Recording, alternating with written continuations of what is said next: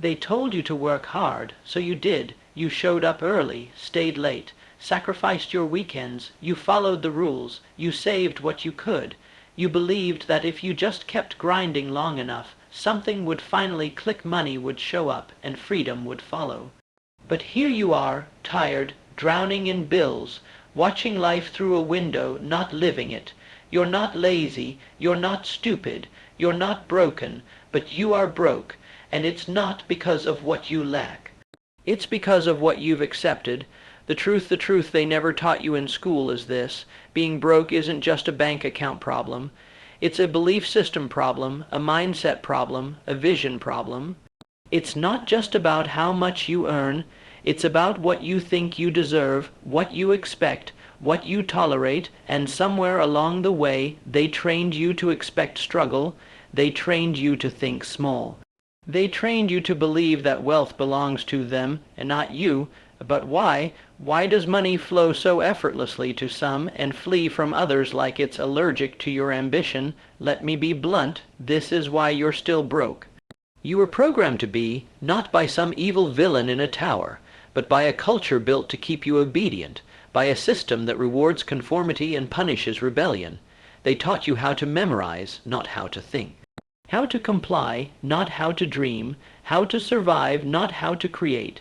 And so you grew up chasing money the way a dog chases a car fast, desperate, and with no plan for what to do if you ever caught it.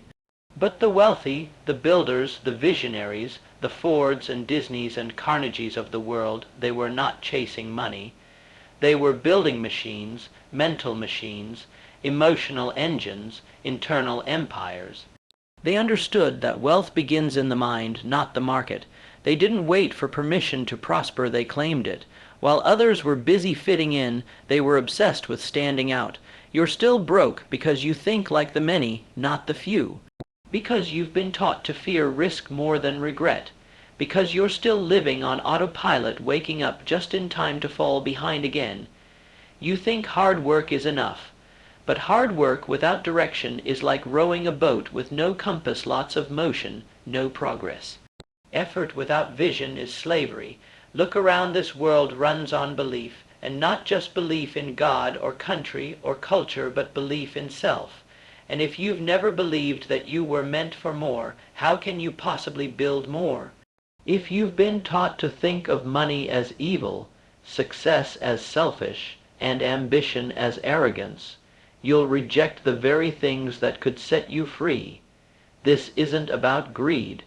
This is about alignment. Because when your thoughts, habits, and identity are all calibrated for poverty, you'll sabotage anything that smells like prosperity.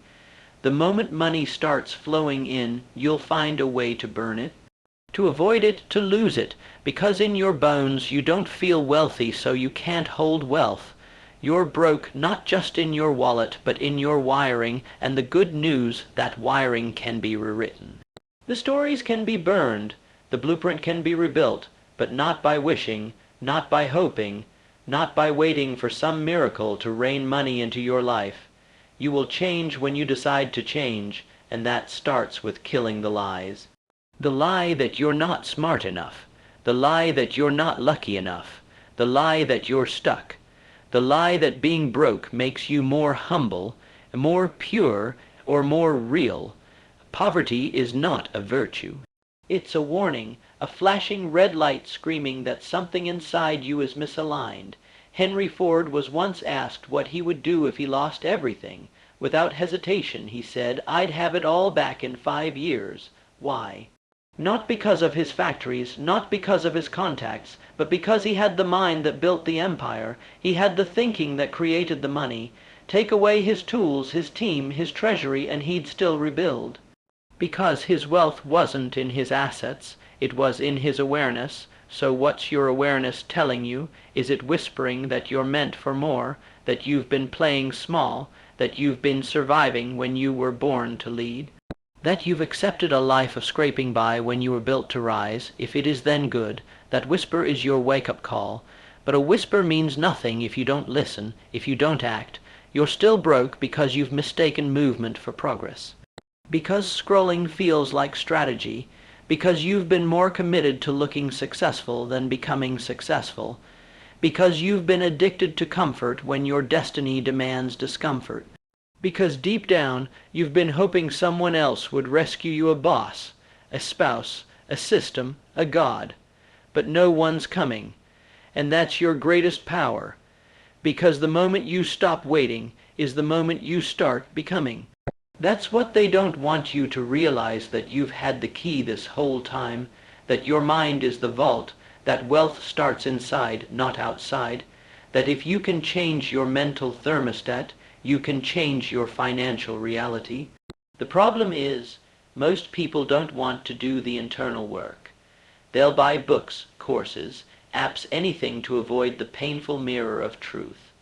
They'll blame inflation, the government, their boss, their childhood, and while those things may be factors, they are not your final sentence. Because history is full of people who came from nothing, who had every excuse to stay broke, and yet rose. Oprah, raised in poverty, abused, told she'd never make it. She didn't just make money, she made meaning. Andrew Carnegie, immigrant, dirt poor, worked in a factory at 13, became one of the richest men in history. Why? Because he refused to let his bank account dictate his belief account. Because he learned what the masses ignore, that money is attracted to value, and value is created in the mind. You don't get rich by accident. You don't become free by luck.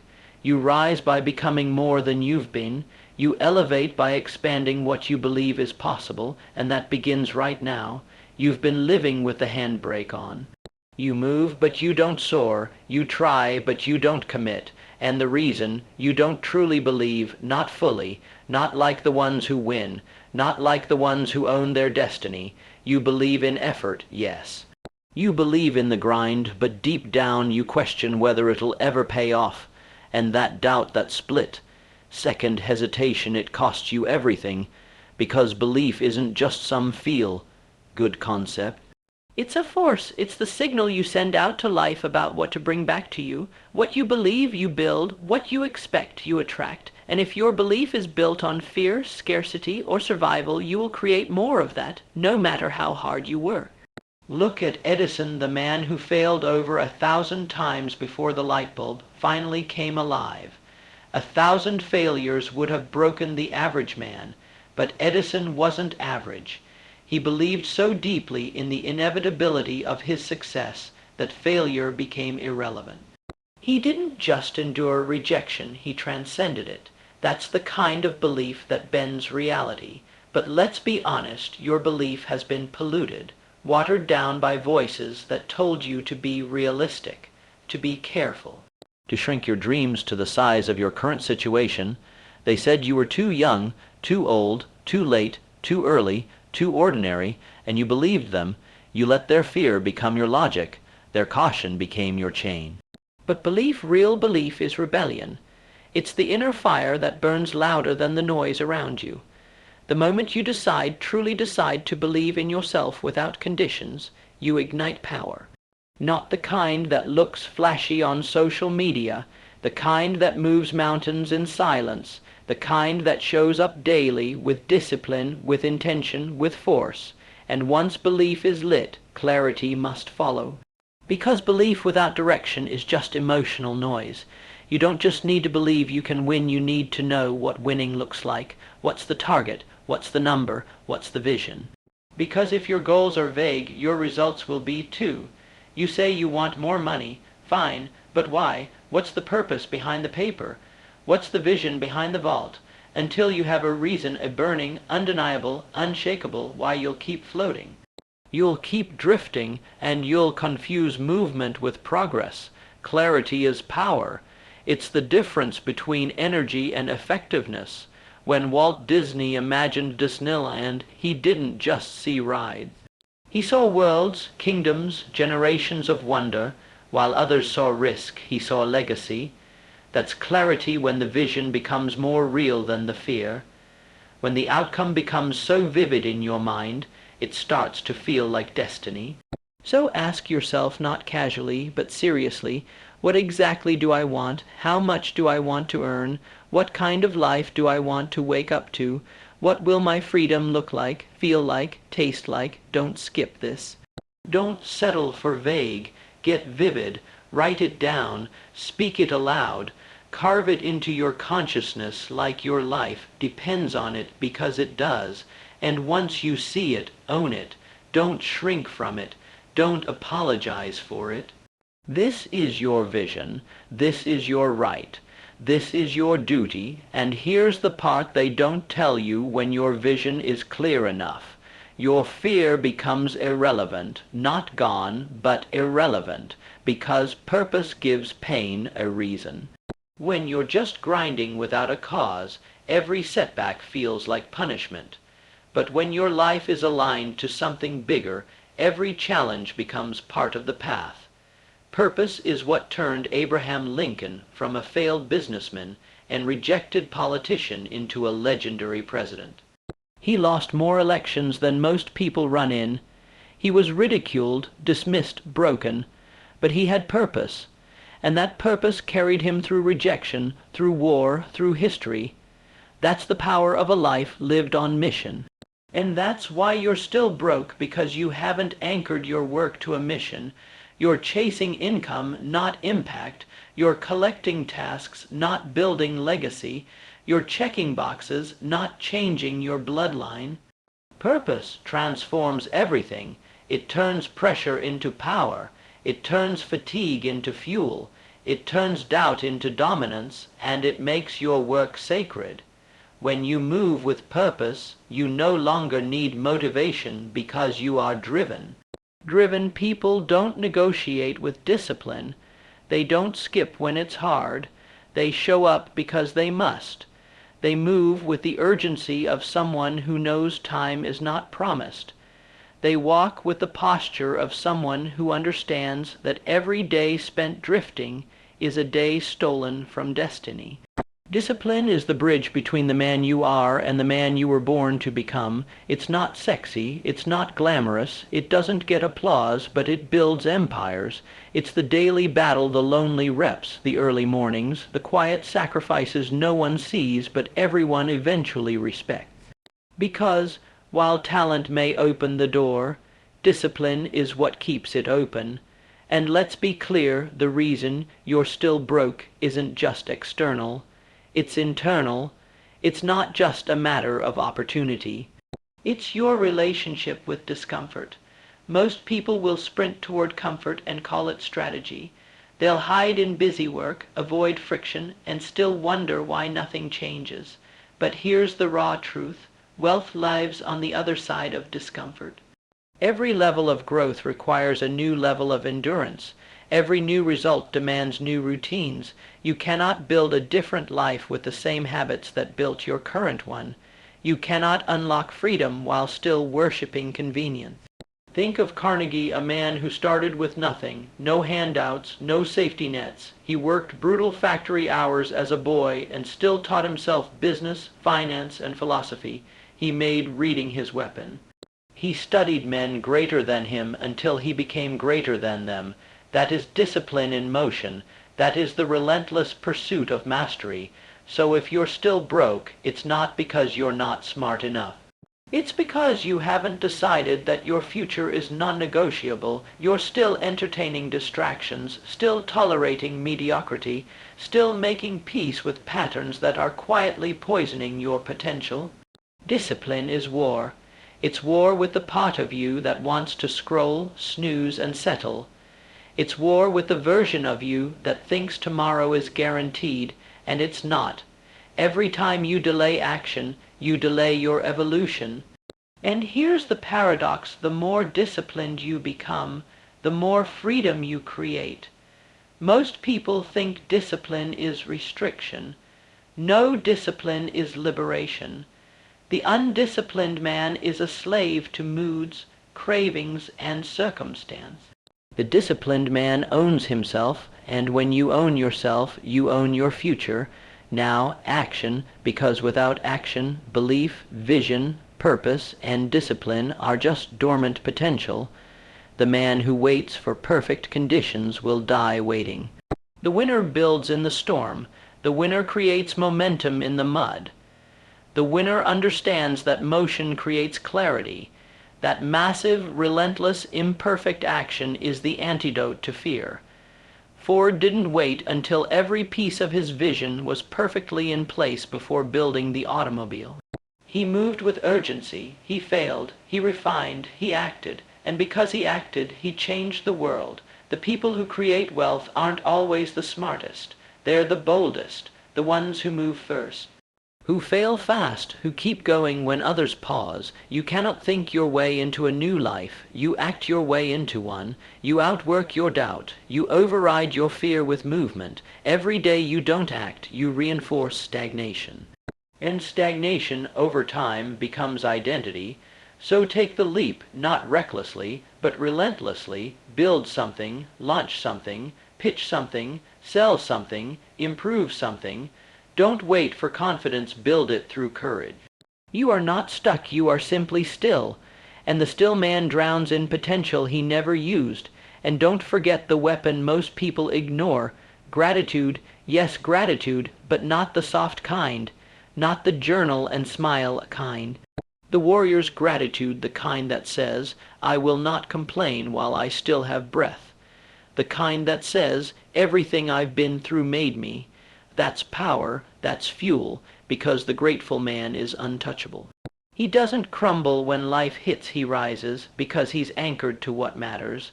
Gratitude gives you perspective. It reminds you that your problems are the price of a life worth building. That adversity is not the enemy, it is the process. And when you stop resenting your process, you accelerate your progress. Adaptability, it's not a soft skill. It's the survival instinct of the successful. The world will not pause for you to adjust. Markets shift, technology evolves, economies crash, relationships change. The man who cannot adapt dies standing still. And if you're still broke, it's because you're clinging to a version of yourself that no longer fits the game you're trying to win. Think about Kodak. Once an empire, they invented digital photography but refused to adapt to it. Why? Because they were in love with who they were, not who they needed to become, and that love of the past. It killed their future. That's what happens when you're more loyal to comfort than to growth. That's what happens when you cling to a dying identity out of pride or fear. But look at Elon Musk switching industries like gears on a supercar. From software to energy to aerospace. That's a man who adapts in real time. That's a man who doesn't care if the world says, stay in your lane. He redefines the highway. He plays at the edge of chaos because that's where transformation lies. And you're not broke because you're incapable. You're broke because you've become addicted to routine, because you confuse familiarity with safety. But nothing grows in the comfort zone. That's where dreams suffocate. If your plan isn't working, burn the plan, not the dream. Change the approach, reinvent, reinforce, reload, but never retreat. Resilience now, the backbone of every story worth telling, the thread that ties every legend together. You don't need a life free of setbacks. You need a mind that refuses to break when setbacks come, and they will come. Life will test your will. It will gut you in silence and see if you rise louder. Lincoln lost election after election before becoming the president who freed a nation. Walt Disney was told he lacked imagination. Edison failed thousands of times before the light bulb glowed. These men didn't walk paths paved with applause. They built those paths with pain, grit, and relentless resilience. You have to develop a violent resistance to quitting, because life will hand you every excuse to stop. Poverty, criticism, betrayal, delay. But if you bend to them, you hand over your destiny. Every no you survive sharpens your edge. Every loss you endure deepens your story. And one day, the people who doubted you will tell your tale, but only if you refuse to bow. And when the world goes quiet and the winds feel far, you better lean on learning, because the man who stops learning is the man who starts dying. Study the greats, read the giants, learn from every move your own and others. Information is not power. Applied information is power. Knowing what to do is not the game. Doing it when it hurts, when it's hard, when it's inconvenient, that's how you build uncommon wealth. Learning is not about hoarding facts. It's about bending reality to your vision.